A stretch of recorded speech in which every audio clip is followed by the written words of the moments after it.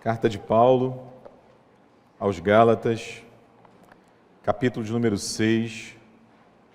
Eu farei a leitura de um versículo apenas. Gálatas, capítulo 6, versículo de número 14. A palavra do apóstolo Paulo. Gálatas, capítulo 6, versículo 14.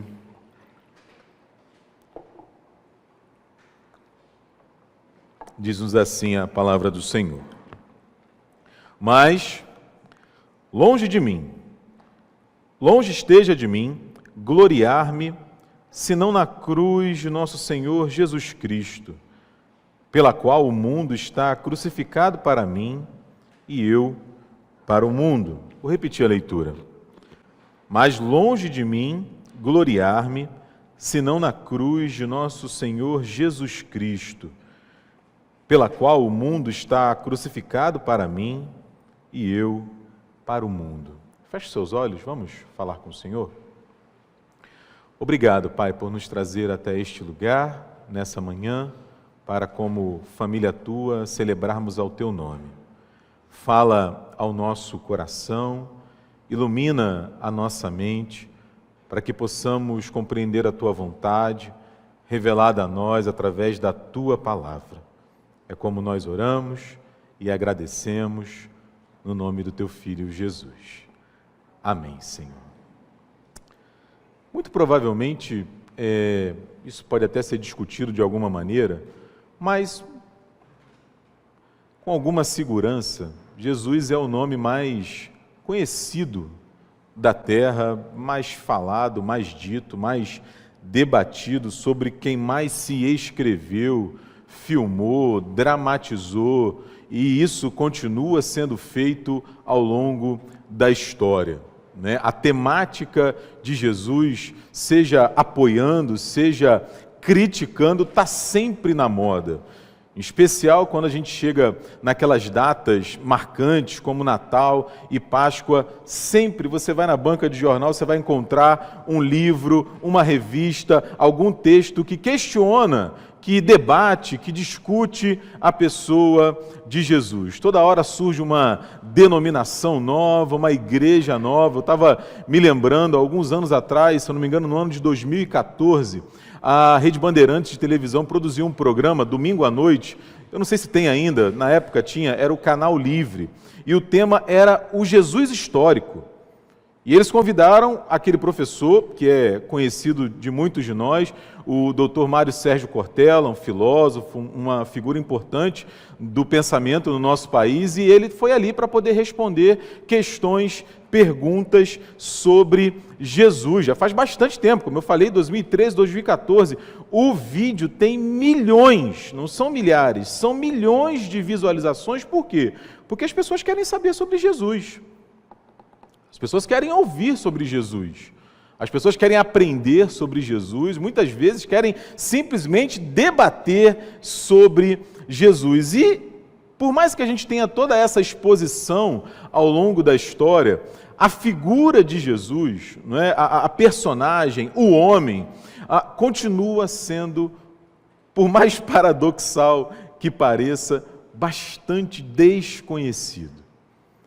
Bastante desconhecido. É interessante porque na época dele não era diferente. Ele está evangelizando, está avançando ali com o seu ministério, está ensinando, está pregando, realizando milagres. De repente ele para e conversa com os discípulos. Gente, olha só, o que o pessoal aí está falando de mim? Na linguagem estritamente bíblica, não é? Quem dizem os homens que eu sou? E aí os discípulos começam a responder. Uns falam que o Senhor é o Jeremias, outros falam que é o Senhor João Batista, um grande profeta e tal. E aí Jesus, que está com uma pergunta aberta, abrangente, direciona aos discípulos. E vocês? E vocês? Quem vocês dizem que eu sou? E a gente vai se lembrar que Pedro toma a frente e responde: tu és o Cristo, o Filho do Deus vivo. Ou seja, isso demonstra para a gente que nunca foi pacífica a pessoa de Jesus, a opinião sobre a pessoa dele. E o tempo passa, e naquele tempo, e hoje também, a gente continua encontrando essas controvérsias, a ponto da gente se deparar com duas, assim, no mínimo, impropriedades, vamos dizer assim. Duas maneiras, no mínimo, equivocadas de seguir a Jesus, que a gente encontrava no passado e está descrita no texto bíblico e que a gente continua encontrando hoje. Como eu falei no início aqui da nossa conversa, por uma dificuldade nossa de compreender quem Ele é. Como a gente tem dificuldade muitas vezes de compreender quem Ele é, a gente pode segui-lo pelos motivos errados. Ficou famosa uma expressão ali no final da Idade Média, já começando na Idade Moderna, do Deus chamado Deus relojoeiro. Lembra disso? A gente estuda isso na escola, ali, o que hoje é o Ensino Fundamental 2. Olha isso, né? Nem lembrava desse negócio. Era o primeiro grau, não é, presbítero? Agora no Ensino Fundamental 2, a gente estuda isso. É aquela ideia de que, assim, que é baseada de forma muito objetiva na ideia do deísmo, que é o seguinte: existe um Deus? Bom, existe, deve existir, não tem como a gente confirmar, fica muito próxima ali de uma outra visão relacionada a Deus, mas assim, eu até creio que Ele existe, eu até creio que Ele existe e ensinou verdades profundas, ele pode ser que Ele tenha morrido e ressuscitado, mas isso é, no mínimo, discutível. O importante é o que Ele ensinou, o importante é como Ele nos inspira, porque Ele veio aqui, deu as coordenadas físicas, lei da gravidade e tudo mais, espirituais até, deixou um texto, deixou uma Bíblia, mas depois Ele foi embora, porque afinal de contas Ele é Deus e Ele tem mais o que fazer. Não é possível que, sendo quem Ele é, Ele se importe comigo, não é? Então, assim, eu considero Ele de alguma maneira, mas no fim das contas, eu não tenho nenhum tipo de compromisso com Ele. Eu não tenho nenhum tipo de compromisso com a sua palavra, compromisso de seguimento, compromisso de arrependimento, compromisso de aprendizado. Não, assim, no dia a dia, a pessoa de Jesus, quando eu olho para a minha agenda, não consigo encontrá-lo. Embora Ele me inspire de alguma maneira. Embora o que Ele tenha dito e ensinado, eu acho muito belo. Mas assim, Ele não é Salvador. Não tem condição de ser. Ele não é Senhor da minha vida. E no passado isso acontecia pelo relato dos discípulos, as pessoas estavam confusas acerca de quem Ele era, e hoje isso continua acontecendo também. A gente está com dificuldade de dar aquela resposta que o Pedro deu. Eu não tenho dúvidas, Senhor, sobre quem Tu és o Cristo, o Filho do Deus vivo, que muda a minha vida. Essa é uma que eu estava pensando e achei importante conversar aqui com vocês, mas tem uma outra também, que da mesma maneira, uma outra maneira equivocada de seguir Jesus, pelo fato de não sabermos exatamente quem Ele é. É aquele discípulo, aquele seguidor, aquele admirador que segue Jesus pela sua capacidade de fazer coisas, especialmente milagres, resolver os problemas. É o Cristo da cura, é o Cristo da prosperidade, é o Cristo do poder. E desculpe, gente, quando eu ouço isso, quando eu penso nisso, a minha mente vai direto para a minha quinta série e para as organizações Tabajara.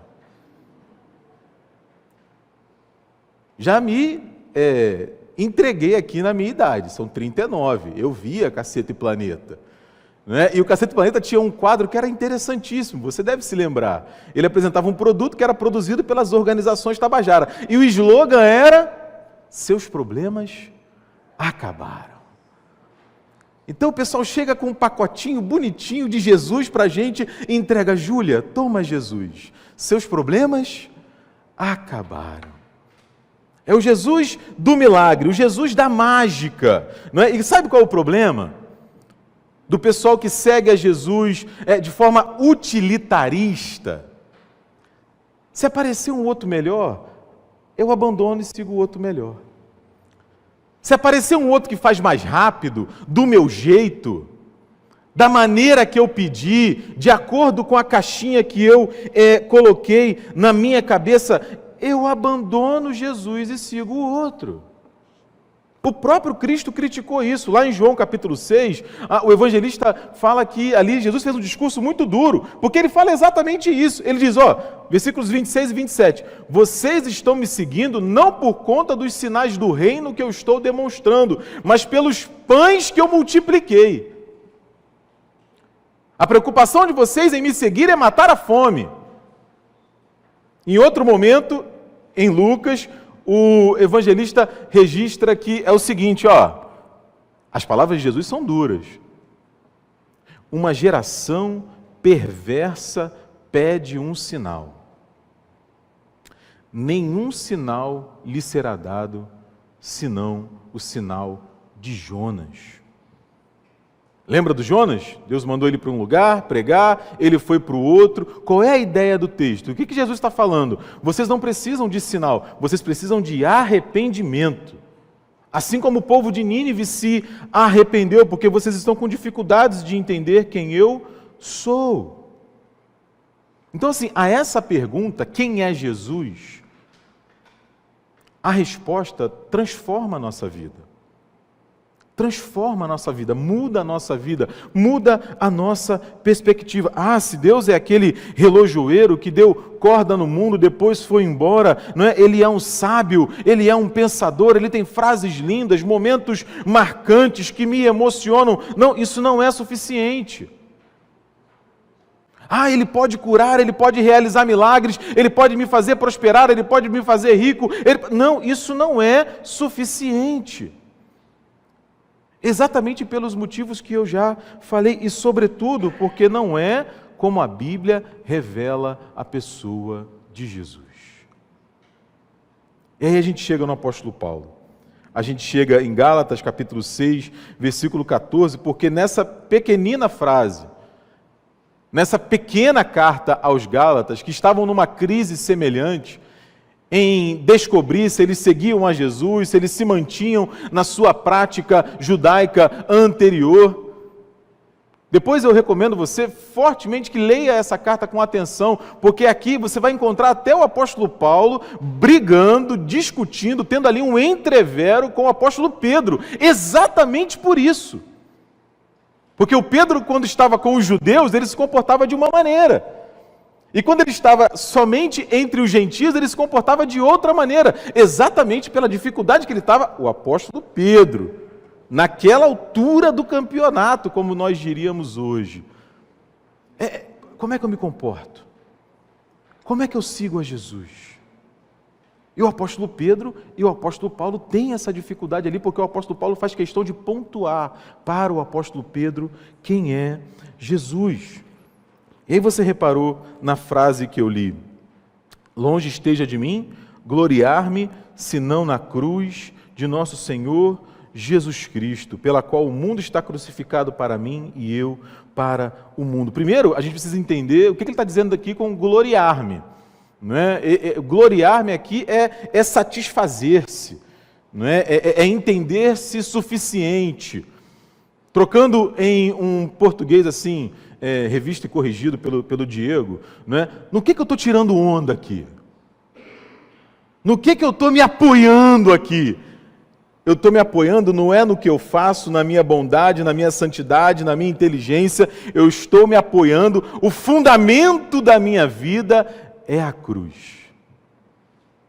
É aquilo que Jesus fez por mim. E aí o apóstolo Paulo, de forma muito simples, muito objetiva, ele nos ajuda a entender quem é Jesus.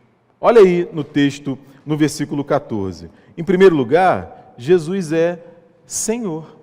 Simples assim. Em primeiro lugar, Jesus é Senhor. Diego, mas é óbvio isso? É óbvio, né? A gente só precisa de uma lembrança histórica, vamos dizer assim. Que naquela época, quando o texto é escrito, quando a carta era escrita, não era qualquer um que era Senhor.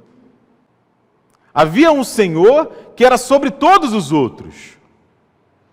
Havia um poder, havia uma pessoa que detinha nas suas mãos a autoridade sobre a vida e a morte de todas as pessoas. E só ele tinha essa dignidade, vamos dizer assim. Era o César. Era o imperador. A palavra grega, que a gente já ouviu falar tantas vezes, é Kyrios. Os cristãos começam a enfrentar dificuldade dentro e fora das comunidades judaicas e nas comunidades gentis, porque eles começam a dizer, não é o César que é o Kyrios. Não é o César que detém o poder sobre a minha vida. Não é o César quem decide a hora que eu vou morrer e a hora que eu não vou morrer. O Kyrios da minha vida é Jesus. Ele é o Senhor da minha vida. O Paulo usa o mesmo termo que era utilizado no Antigo Testamento para falar de Deus, o Pai. O fato de Jesus ser Senhor quer dizer que Ele governa o mundo, que Ele governa o universo, que Ele governa a realidade conhecida e, por isso, não é? Quem pode o mais, pode o menos, não é isso? Ele governa a minha vida e a sua vida também, é isso que o Paulo está dizendo, porque Ele é Senhor. E sabe o que o Paulo faz de diferente? Ao longo das suas cartas, não apenas aqui, ele torna esse título pessoal. Ele fala assim, Ele não é qualquer Senhor, Ele é o meu Senhor. É Ele quem dirige a minha vida. Eu sou servo dEle, Ele vai dizer mais de uma vez, eu vivo segundo a vontade dEle. É Ele quem orienta, quem organiza, quem dita, quem ensina aquilo que eu devo fazer. Ou seja, para o apóstolo Paulo, ele não era um mero relojoeiro, alguém que criou e depois foi embora. Não, ele é um Deus pessoal, com quem eu desenvolvo um relacionamento, com quem eu converso, que fala a minha vida, a minha história hoje. E aí a pergunta decorrente disso, para a gente pensar na nossa vida, é: quem é Jesus para nós? Quem é Jesus para você?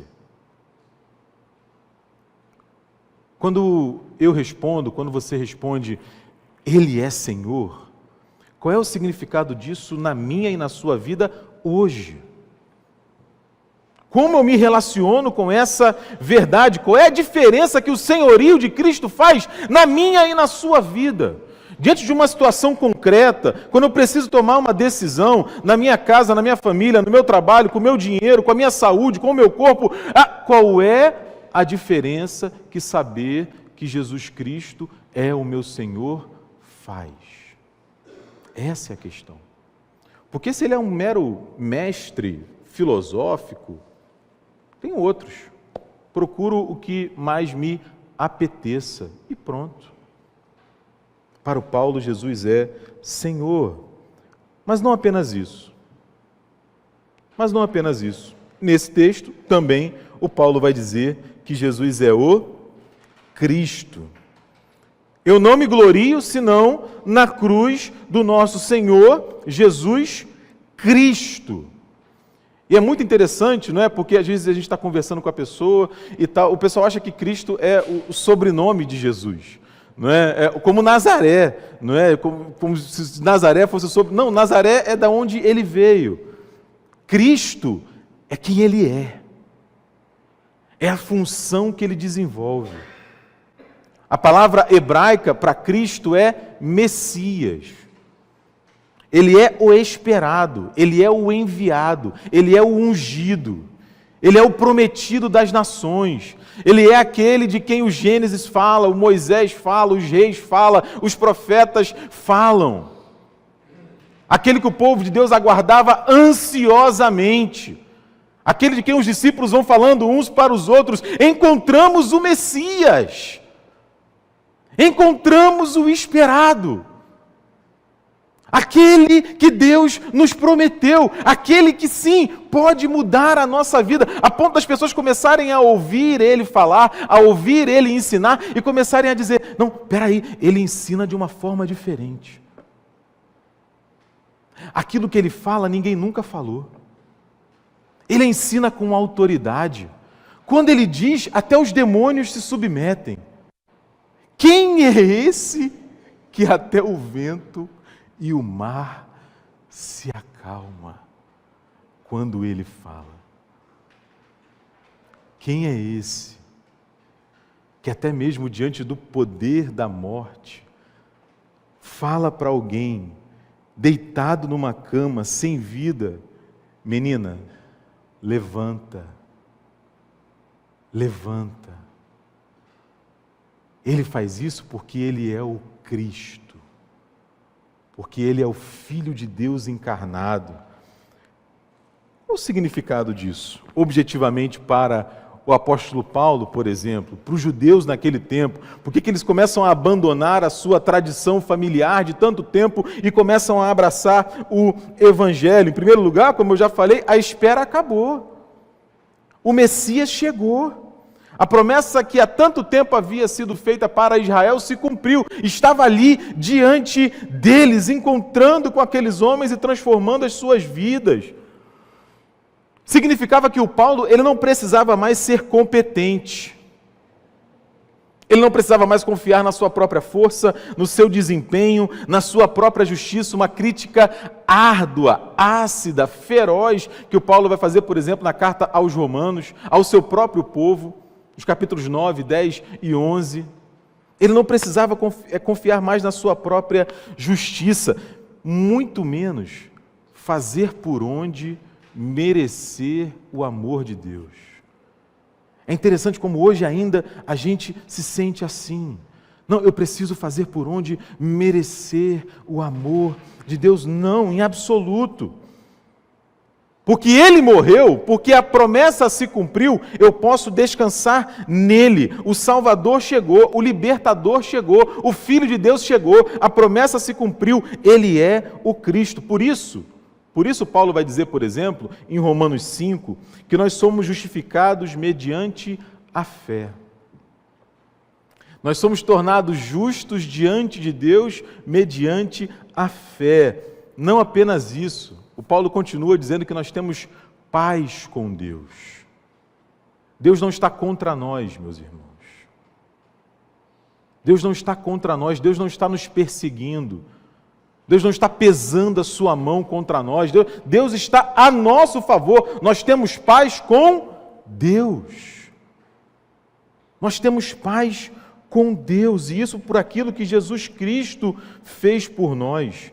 Particularmente no versículo 8 de Romanos 5, o Paulo diz assim: mas Deus prova o seu próprio amor para conosco pelo fato de ter Cristo morrido por nós, sendo nós ainda pecadores. Não, peraí, Diego, eu tenho que arrumar isso aqui na minha vida. Não, peraí, Diego, eu tenho que mudar, que eu tenho que abandonar, que eu tenho que fazer. Meu irmão, minha irmã, é hoje, é agora. Jesus é Senhor e Cristo hoje, agora, na minha vida e na sua. É o convite que Ele faz. Então, para o Paulo, Ele é o Salvador. Ele é o Messias, Ele é o esperado, Ele é a fonte da esperança, Ele é quem faz a gente descansar mesmo em meio às lutas, mesmo em meio aos problemas e às dificuldades. Ele é quem perdoa os nossos pecados, quem faz novas todas as coisas na nossa vida. Ele é quem nos ama, mesmo sabendo quem nós somos. Porque Ele é o Cristo, aquele que morreu no nosso lugar. Aí a pergunta persiste. Será que eu trato Jesus como um mero milagreiro? Um fazedor de milagres? Resolve isso aqui para mim, Jesus. Toma aqui nas tuas mãos, Jesus, e resolve isso para mim. Ou será que Ele é o meu Salvador? Será que Ele é o meu Cristo? A fonte da minha esperança, em quem eu deposito o meu futuro, para quem eu entrego o meu passado, para que ele dê sentido. Porque o resultado disso é o final do versículo, é quando o Paulo diz assim: por isso, porque ele é Senhor e Cristo, porque eu me glorio não naquilo que eu faço, mas na cruz dele, o mundo está crucificado para mim e eu para o mundo. Gente, quem ia para a cruz só era assim castigado, depois descia e tocava a vida? Quem ia para a cruz ficava como? Um de cada vez. Ficava morto. O que o Paulo está dizendo é o seguinte: o mundo morreu para mim. Assim como eu morri para o mundo. Não que eu despreze o mundo, não que eu rejeite o mundo, é claro que não. O Paulo era um homem do seu tempo, um homem poliglota, um cidadão romano que usa essa cidadania quando é necessário, que trabalha, que faz tenda, que recolhe dinheiro, distribui nas igrejas para quem precisa. Não é que ele rejeite o mundo. Ele rejeita a ideia que muitas vezes ainda hoje nós compramos. Não, é no mundo, é nas coisas do mundo que eu encontro salvação, que eu encontro alegria, que eu encontro satisfação, que eu encontro completude. É no mundo, nas minhas atitudes, naquilo que eu faço, naquilo que eu deixo de fazer, que eu encontro salvação, que eu faço por merecer a minha salvação. É através das minhas realizações. Não, em absoluto. Em absoluto. Diferente de muitos no seu tempo e de muitos no nosso tempo, Paulo sabia quem era Jesus. Paulo sabia quem era Jesus. Ele não é um mero relojoeiro que deu corda no mundo, depois foi embora, um grande sábio, não. Não, ele é Senhor. A história está nas mãos dele. Por isso que a minha história está nas mãos dele também. Não apenas a minha história. A história da minha família, a história de quem eu amo. As minhas questões, as minhas dificuldades, os meus medos, os meus anseios, as minhas vitórias, vêm porque ele me conduz. Ele não é um mero milagreiro. Ah, Diego, mas ele não pode fazer? É óbvio que ele pode. É óbvio que ele pode. E faz. Mas eu não o sigo por conta disso. Eu o sigo porque ele morreu para me salvar. Porque ele me amou primeiro. Porque o Espírito Santo dele habita em mim e direciona a minha vida. Ele faz de mim um instrumento nas mãos dele para abençoar outras vidas. Ele transformou a minha vida porque ele é o meu Cristo. Ele é o meu Cristo. Eu quero terminar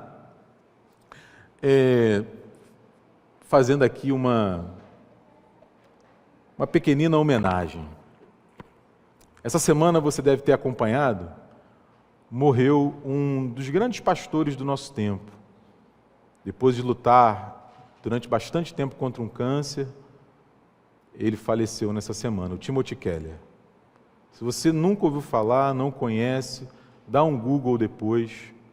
Timothy Keller, um pastor presbiteriano que plantou uma igreja na cidade de Nova York, chamada Igreja do Redentor. E foi 30 anos pastor nessa igreja, uma figura extraordinária. Ele esteve aqui no Brasil há uns anos atrás. E no final de um dos seus sermões aqui no Brasil, ele contou uma história. E muita gente republicou essa história nessa semana, e eu quero lembrar dessa história aqui com você. O Tim falou assim: um lenhador foi até um bosque, e ele sabia que nas próximas semanas ele ia derrubar todas as árvores daquele bosque. E aí, passando por uma árvore e outra, quando ele começou a olhar, ele viu um pássaro. Uma mamãe pássaro fazendo ali, começando a fazer o seu ninho. O que ele pensou? Bom, se ela fizer o ninho aqui, o que vai acontecer? Eu vou cortar a árvore, não é? Vai cair ela, o ninho, os filhotes, e vai ser uma tragédia. Então o que ele fez? Ele pegou o machado, virou e começou a bater na árvore. Mas não bateu assim, fazendo carinho, né, gente? Ele começou a bater forte na árvore, começou a tremer a árvore. O que aconteceu lá em cima da árvore com o ninho, não é, que estava começando a ser construído? A mamãe pássaro começou a ficar, meu, o que está acontecendo? Não é? E ele batia, quanto mais ele batia, mais ela ficava nervosa. O que a mamãe pássaro fez?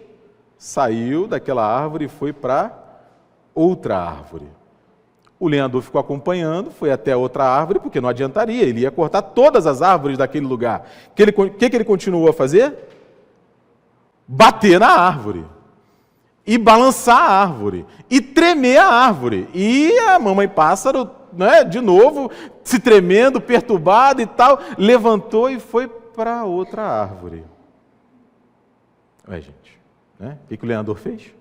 Foi lá na mesma árvore e fez a mesma coisa. Imagina, gente, a mamãe pássaro, né, olhando para baixo, falando, qual é o problema desse homem? Por que ele não me deixa em paz? Deixa eu fazer meu ninho em paz. Deixa eu construir minha vida aqui em paz. Deixa eu criar meus filhotes em paz. Por que ele está me perturbando desse jeito? Não adiantou. Ele continuou a bater. E aí a mamãe pássaro voou daquela terceira árvore e foi para um rochedo mais alto, isolado, longe daquelas árvores. E ali começou a construir o seu ninho. O que o lenhador fez? Ela está segura, está bem. Ela pode ficar lá na árvore, lá na rocha. E foi embora. Qual é a moral da história? Todas as árvores desse mundo, dizia o Tim Keller, elas vão cair. Todas as nossas árvores, onde a gente quer construir o nosso ninho, muitas vezes elas vão cair. O nosso sucesso vai cair. A nossa carreira vai acabar. A nossa aparência, com certeza, ainda que a gente estique daqui e de lá, de alguma maneira a nossa aparência vai cair. As pessoas que a gente ama, elas vão cair. Elas vão se mudar para outro país e até mesmo morrer. Por isso, eu não posso construir a minha vida, o meu ninho, a minha esperança sobre as árvores. Eu preciso construir a minha vida, o meu ninho, as minhas esperanças sobre a rocha. E a rocha é Jesus. Porque Ele é Senhor e porque Ele é o Cristo. Quem é Jesus para você, meu irmão e minha irmã? Que Deus te abençoe, viu? Amém.